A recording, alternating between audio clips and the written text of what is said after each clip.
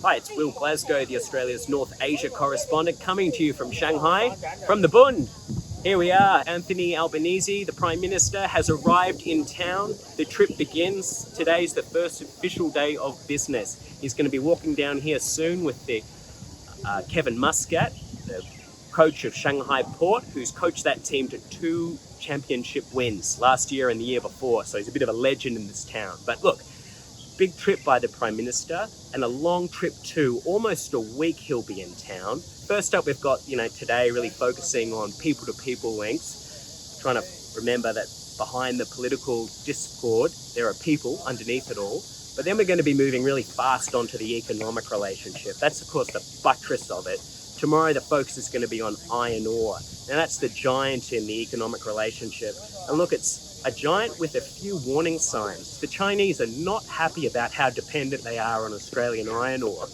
Meanwhile, the Australians are worried about whether or not the reduced quality of iron ore in Australia compared to what's coming out of Brazil and later this year, Africa, is going to meet Chinese steel mills in the years ahead. So some kind of difficult economic conversations, as well as an attempt to just defend that important trade relationship.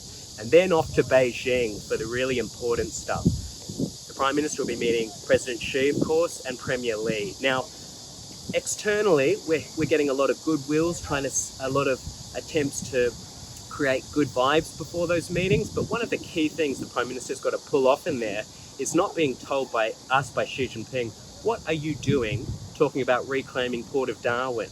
We'll see how he goes with that. I'm not sure if we're going to get the answer to that on this trip, but the Prime Minister's certainly trying to set up a dynamic that's going to allow him to execute that somersault of somehow divesting Port of Darwin and not tanking the Australian-China relationship. And I guess towards that end, he's going to finish in the panda capital of China, Chengdu, patting pandas, saying nice things about China before he gets on the plane back home to Australia.